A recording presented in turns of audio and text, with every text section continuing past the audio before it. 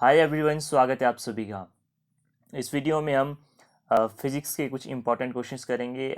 कोशिश करूँगा कि डेली ही आपसे साइंस की वीडियो लाऊं तो 8-10 दिन में आपके मैक्सिमम जो क्वेश्चंस हैं वो सॉल्व हो जाएंगे। बायो हम अच्छे से कर चुके हैं, बाकी और भी क्वेश्चंस हैं उन्हें भी कर लेंगे। तो आइए स्टार्ट करते हैं हम। फर्स्ट क्वेश्चन जो है हमारा, क्वेश्चन नंबर फर्स्ट की आपको बताना है कि जो हमारी बेसिक एसआई यूनिट्स हैं वो कितनी है। ऑप्शन आएगा आपको 4 है, ऑप्शन बी आ गया 5 है, ऑप्शन सी आ गया 6 है, ऑप्शन डी आ गया 7 है। तो देखिए, जो हमारी बेसिक एसआई यूनिट्स हैं, यूनिट्स होती हैं आपके मात्रक हैं, वो आपके पास कितने हैं, वो है आपके पास 7। इनसे ही मिलकर आगे आपकी और यूनिट्स बनती हैं जिन्हें हम डिराइव्ड यूनिट्स कहते हैं। तो option D is the right answer, 7 is the right answer. फिर आपसे देखिए, एक क्वेश्चन पूछा जाता है कि लाइट ईयर, ठीक है, क्या मेजर करता है, क्या किसका मापक है। ठीक है, तो लाइट ईयर किसका मापक है, टाइम का है, या क्या मेजर करता है। ऑप्शन बी है डिस्टेंस, ऑप्शन सी हम मान लेते हैं लाइट, और option D intensity of light. तो आपने 1000 बार पढ़ लिया कि जो लाइट ईयर है वो आपका डिस्टेंस मेजर करता है, यानी कि जो है दूरी मेजर करता है या मापता है।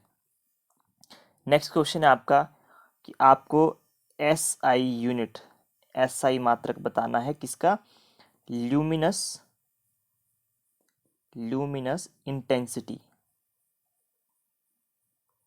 तो ऑप्शन है आपके पास इस तरीके से, ल्यूमेन, कैंडला, और आपका है लक्स, और ऑप्शन डी वाट।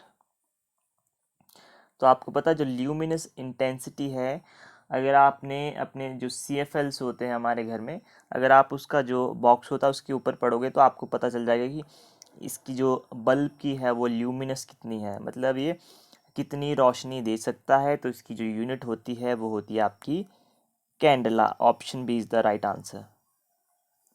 आपसे क्वेश्चन पूछा जा सकता है कि 1 light year is equal to कितना होता है। ठीक है, तो 1 लाइट ईयर होता है आपके पास, option A 10⁻11 kilometres, option B होगा आपके पास 10⁻15 metres, option C 10⁻11 metre, and option D 10⁻16 kilometres.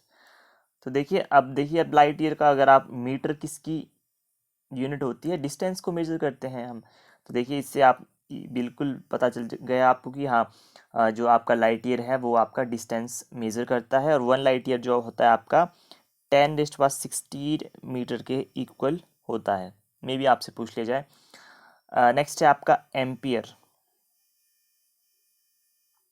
आपको बताना है ampere is the unit of, ampere किसकी यूनिट है। आपके पास ऑप्शन है current, option B magnetic field, and option C resistance. तो देखिए, जो एम्पियर होता है वो आपका करंट या इलेक्ट्रिसिटी, ठीक है, या जिसे हम बिजली कह सकते हैं, उसका मात्रक होता है। ठीक है, एम्पियर। रेजिस्टेंस जो होती है उसका मात्रक क्या आता है, ओम। ठीक है, और मैग्नेटिक फील्ड का जो है वो आपका टेस्ला होता है। ठीक है, तो आप ये याद रख सकते हैं। नेक्स्ट क्वेश्चन है आपके पास, what is the SI unit of pressure. Pressure यानी कि जिसे हम कहते हैं दाब, दाब की एसआई यूनिट क्या होगी। ऑप्शन ए अगर हम बात करते हैं, इज इट पास्कल, ठीक है, option B dyne, option C आपके पास है newton, and option D joule. तो देखिए, जो आपका प्रेशर होता है या दाब होता है उसे हम किस में मेजर करते हैं? Option is the right answer, pascal. Dyne जो है वो आपकी फोर्स को, यानी कि जो बल का मात्रक होता है, जो आपका सीजीएस सिस्टम होता है उसमें होता है। जूल तो आपकी वर्क यानी कि कार्य या ऊर्जा का मात्रक होता है, एनर्जी का। न्यूटन आपको पता है एसआई यूनिट होता है किसका? फोर्स का, यानी कि बल का। तो देखिए यहाँ से आपके सारे क्वेश्चंस बन रहे हैं, आप ये ध्यान रख सकते हैं। क्यूरी, क्यूरी किसकी यूनिट है? ठीक है, temperature, option B radioactivity, ठीक है, जिसे हम रेडियो धर्मिता भी कहते हैं शायद हिंदी में। बाकी आपकी हीट यानी कि ऊष्मा, एंड डी एनर्जी यानी कि एनर्जी को हम कहते हैं ऊर्जा। तो क्यूरी जो है वो आपका मैडम क्यूरी के नाम पे है, ठीक है। तो क्यूरी किसकी यूनिट है? ये है आपकी रेडियो एक्टिविटी की। आपसे एक क्वेश्चन पूछा जा सकता है कि रेडियो जो एक्टिविटी है या रेडियो धर्मिता है उसकी खोज किसने की थी? तो आपने याद रखना है हेनरी बैक्वेल। हेनरी बैक्वेल ने आपकी रेडियो एक्टिविटी की खोज की थी। क्वेश्चन बार बार पूछा जाता है, आप ये ध्यान रखें। नेक्स्ट क्वेश्चन आपका decibel. Decibel is the unit of, ठीक है। डेसिबल किसकी यूनिट होती है? लाइट की, साउंड की, और किसकी हो सकती है? हीट की, ठीक है। तो आपकी जो है वो डेसिबल किसकी यूनिट है? आपको पता है डेसिबल होती है आपकी इंटेंसिटी ऑफ साउंड या साउंड की यूनिट होती है। What is the SI unit of electric charge? Charge को हिंदी में क्या कहते हैं आप समझ चुके होंगे, क्योंकि मुझे नहीं आ रहा कि इलेक्ट्रिक चार्ज को हिंदी में क्या कहते हैं। वोल्ट, कूलाम और केल्विन और केजी। तो देखिए वोल्ट तो आपका जो हम आ, याद नहीं आ रहा है, जस्ट सेकेंड। वोल्टेज को, हाँ, तो वोल्टेज को आप वोल्ट में मेजर करते हैं। इलेक्ट्रिक चार्ज होता है आप वो कुलाम में मेजर करते हैं, ठीक है। केल्विन आपको पता है टेम्परेचर से रिलेटेड है, और केजी जो है आपका वो वेट यानी कि भार से रिलेटेड है। तो इलेक्ट्रिक चार्ज आप किस में मेजर करते हैं? आप करते हैं कुलाम में। आपसे ये क्वेश्चन भी पूछा जा सकता है कि जो आपका न्यूक्लियर रेडियस होता है, न्यूक्लियर रेडियस वो किस में मेजर करते हैं? आपने याद रखना है फर्मी, फर्मी, ठीक है। ये आपसे पूछा जा सकता है। अब मैं आपको कुछ क्वांटिटीज दे रहा हूँ, आपको बताना है इनमें से किसकी यूनिट नहीं है, ठीक है। Which of the following do not have any units, मतलब उनकी कोई यूनिट नहीं है। देखेंगे कैसे। स्ट्रेस, ठीक है, फोर्स, स्ट्रेन, ठीक है। तो देखिए स्ट्रेस की तो यूनिट होती है आपकी न्यूटन पर मीटर स्क्वायर, यानी कि जो आपकी प्रेशर की यूनिट होती है, ठीक है, वही आपकी स्ट्रेस की यूनिट होती है। फोर्स का आपको पता है यानी कि बल का न्यूटन। जो स्ट्रेन होता है, स्ट्रेन क्या होता है? जैसे कोई भी क्वांटिटी होती है आपके पास, मान लीजिए अगर हम लेंथ की बात करते हैं तो क्या होता है कि चेंज इन लेंथ, ठीक है, ओवर ओरिजिनल लेंथ। तो देखिए जब यहाँ पर भी मान लीजिए मीटर होगा, यहाँ पर भी मीटर, तो यहाँ पर जो है इसकी ये डायमेंशनलेस, मतलब जिसकी कोई भी यूनिट नहीं है। तो आप ये याद रख सकते हैं। तो यहाँ पर जो आंसर होगा वो आपका स्ट्रेन होगा। देखिए हिंदी में मुझे नहीं पता कि स्ट्रेन को क्या कहते हैं, ठीक है। और अगर आप नेट पर भी सर्च मारो तो स्ट्रेन के कुछ और ही मीनिंग निकलते हैं, ठीक है। एग्जैक्ट जो मीनिंग है वो नहीं पता चल पाता है। तो मैं कोशिश कर रहा हूँ कि जो मुझे पता है मैं आपको बता सकूँ। आपसे क्वेश्चन पूछा जा सकता है कि नेक्स्ट क्वेश्चन अगर हम देखें, 1 किलोवाट आवर किसके बराबर होता है? ठीक है, 3.6 × 10⁵ joule. Option B 3.6 into 10⁻⁻6 joule. Option C 3.6 into 10⁻6 joule. देखिए ये तो 10th की बुक में है, इतना मुझे याद है। और 1 kWh किसके बराबर होता है, आपने देखिए ये वैल्यू तो सेम रहती है, ठीक है। बस आपने याद रखना कि इसमें 10⁻6 है वो आपका पॉजिटिव में होता है, ठीक है। तो ऑप्शन सी आपका जो है वो राइट आंसर होगा। अब मैं आपसे पूछ रहा हूँ कि एसआई यूनिट यानी कि मात्रक, जो आपका मैकेनिकल पावर है, मैकेनिकल यांत्रिक जो आपकी पावर है, ठीक है, मैकेनिकल पावर का क्या होगा। Option A joule, option B watt, option C joule second. तो देखिए जो आपकी पावर की यूनिट होती है वो कितनी होती है, वो होती है आपके पास वॉट, ठीक है। आप जो है वो पावर को, यानी कि जिसे हम कहते हैं शायद शक्ति कहते हैं हिंदी में, ठीक है, शक्ति को हम किस में मेजर करते हैं, मापते हैं, वो है आपका वॉट में।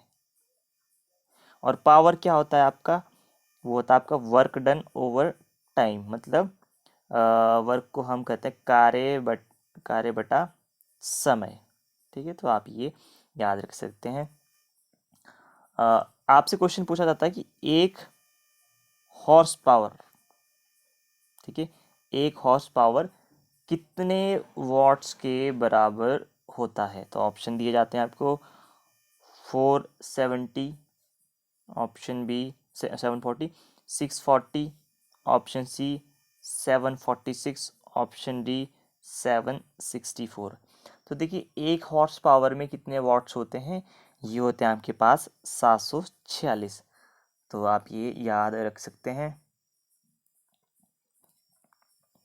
अब आपको बताना है कि जो प्रेशर है, प्रेशर को किस इंस्ट्रूमेंट से हम मेज़र करते हैं या मापते हैं, प्रेशर को हम कौन से डिवाइस से, इंस्ट्रूमेंट से मेज़र करते हैं। ऑप्शन दिए जाते हैं आपको बैरोमीटर,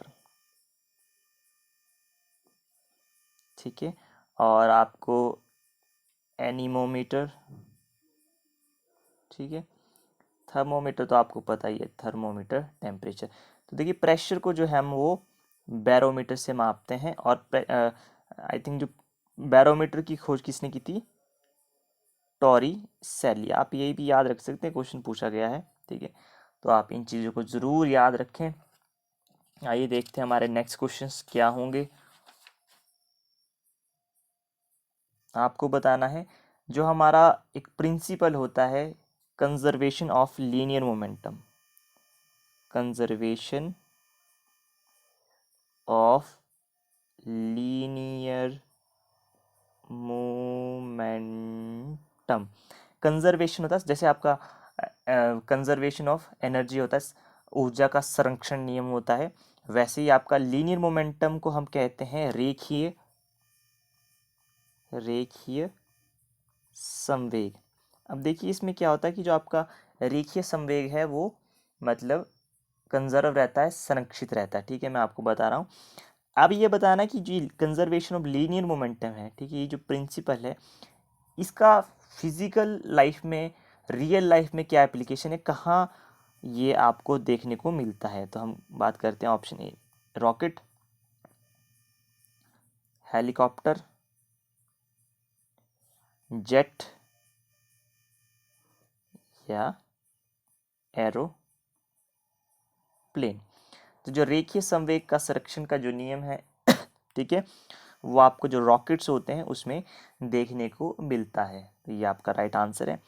द वैल्यू ऑफ जी, ये जो जी होता है, ठीक है, यूनिवर्सल कांस्टेंट होता है, इसकी वैल्यू आपको बतानी है। मैं दो ही ऑप्शन दूंगा आपको, 6.673 इंटू 10⁻11 न्यूटन पर मीटर स्क्वेयर के जी पर square. Option B 6.67 into 10⁻11 newton metre square पर के जी स्क्वेयर, ठीक है। जस्ट अ सेकेंड, यहाँ से मैं इसे उड़ा लेता हूँ, न्यूटन मीटर स्क्वायर और केजी पर केजी स्क्वायर। ठीक है, तो देखिए जो जी की वैल्यू ये तो आपका कांस्टेंट ही है। ठीक है, दोनों में सेम ही है 6.673। ठीक है, यहाँ पर जो चेंज होगा आपके यूनिट में, आपने याद रखना है जो यूनिट होगी न्यूटन मीटर स्क्वायर। ठीक है, और केजी पर केजी स्क्वायर, यहाँ पे -2 आएगा इसकी रेज टू पावर में। तो ऑप्शन बी जो है आपका वो राइट आंसर होगा। अब क्वेश्चन आता है कि जो आपका किसी भी मैक्सिमम जो वेट होगा ऑब्जेक्ट का, वो कहाँ पर देखने को मिलेगा आपको? पोल्स पे, ठीक है, और क्या होते हैं इक्वेटर्स पे। मैं दो ही ऑप्शन देता हूँ ताकि आप कंफ्यूज ना हो। तो आपने याद रखना, देखिए वेट तो आपको पता है कि मैक्सिमम भार कहाँ पर देखने को मिलता है, तो आपने याद रखना है पोल्स पे। अब कन्फ्यूजन हमें ये रहती है कि सम टाइम पोल्स पे होगा या इक्वेटर्स पे होगा, तो आपने याद रखना है एमपी। ठीक है, मेंबर ऑफ पार्लियामेंट भी, या मैक्सिमम पावर आप याद रख सकते हैं। ठीक है, इस तरीके से आप कुछ भी बना सकते हैं ताकि आप वहाँ पर ना भूलें। अब आपसे पूछा जा सकता है कि जो वेट ऑफ द बॉडी है सेंटर ऑफ अर्थ पर कितना होता है? मैक्सिमम होता है, मिनिमम होता है, या ऑप्शन सी ज़ीरो होता है? मैं पूछ रहा हूँ कि जो आपका भार होता है किसी भी बॉडी का, वो सेंटर ऑफ अर्थ में कितना होता है? तो आपने याद रखना सेंटर ऑफ अर्थ पे वो कितना होता है, वो होता है आपका 0। ठीक है, option C is the right answer. अब आपको बताना है जब हम इक्वेटर से पोल की तरफ जाते हैं, ठीक है, पोल्स की तरफ जाते हैं, तो वैल्यू ऑफ जी क्या होती है? ठीक है, तो ऑप्शन है वो इंक्रीज होती है, बढ़ती है, डिक्रीज होती है, ठीक है, या सेम या घटती बढ़ती रहती है, या डी सेम रहती है।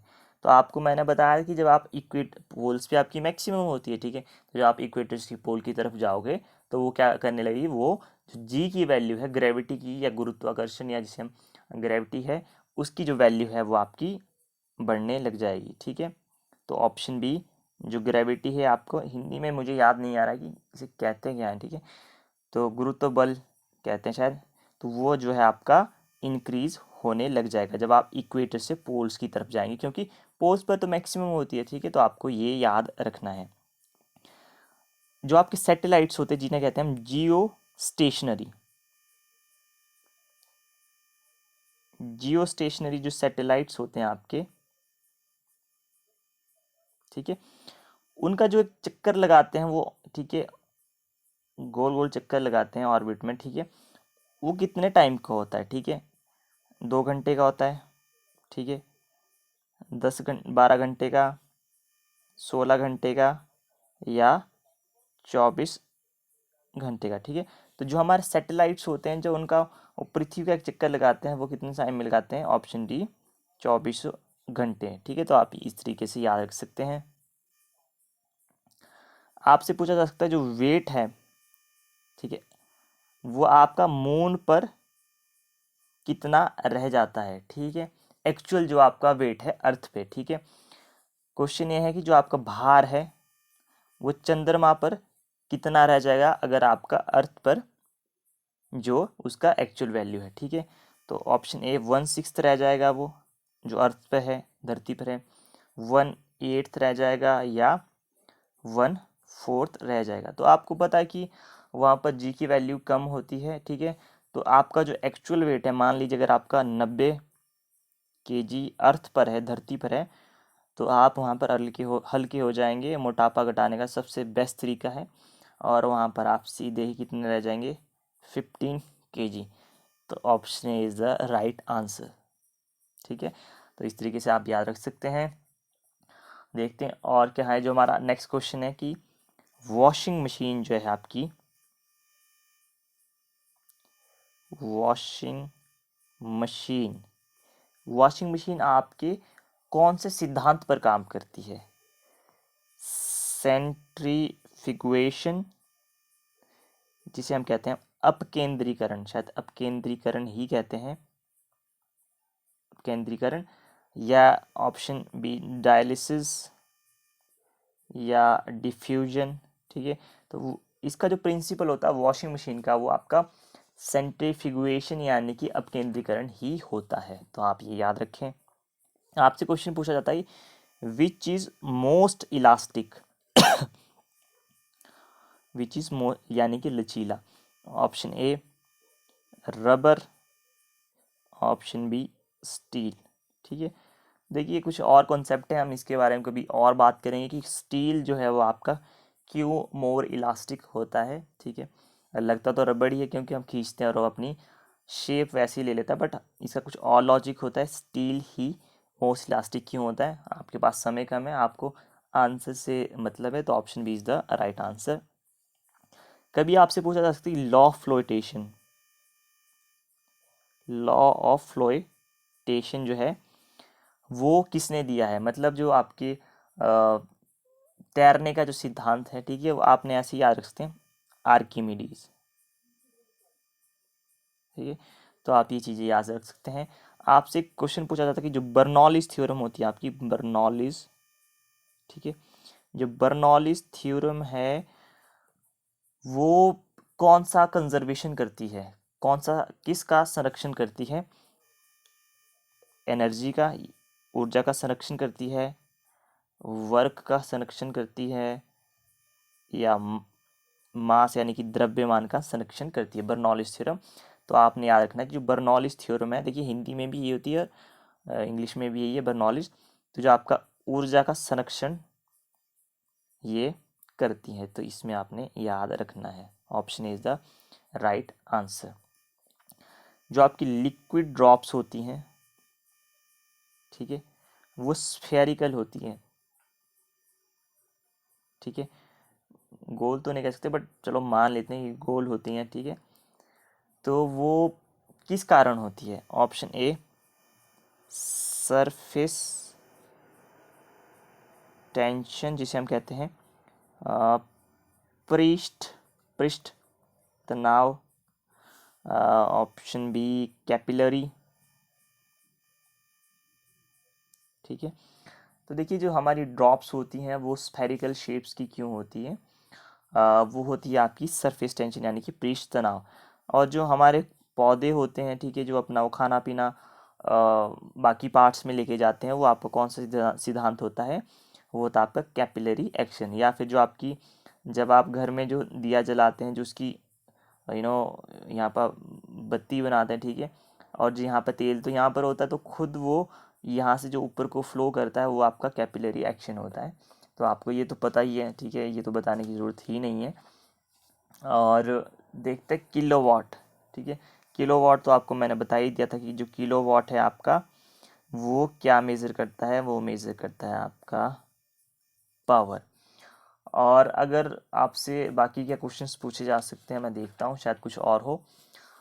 वेलोसिटी ऑफ विंड, जो आपकी हवा की जो वेलोसिटी ऑफ विंड, ठीक है, जो हवा की जो गति है वो किससे मेज़र करते हैं? आप मेज़र करते हैं, याद रखिएगा, एनीमोमीटर। ठीक है, तो ये आपका जो है वो राइट आंसर होगा। तो देखिए, तो ये आपके कुछ क्वेश्चंस थे जो आपके काफ़ी इंपॉर्टेंट थे। ठीक है, मैक्सिमम क्वेश्चंस ऐसे ही पूछे जाते हैं।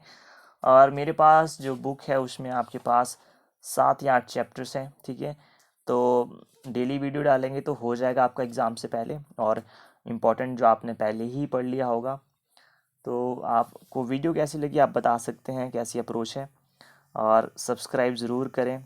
ठीक है, देखिए मुझे तो जनरली याद भी नहीं रहता कि किसी को मैं कहूँ कि सब्सक्राइब करे या लाइक करे, बिकॉज़ जनरली आई वांट कि आपका जो टाइम है वो कम वेस्ट किया जाए। ठीक है, या जल्दी से जल्दी आपको जो है वो बताया जाए। तो सभी से ये अपील होती है कि प्लीज़ सब्सक्राइब ज़रूर करें, बिकॉज़ मैक्सिमम लोग जो हैं वो चैनल पर आते हैं बट सब्सक्राइब ही नहीं करते हैं।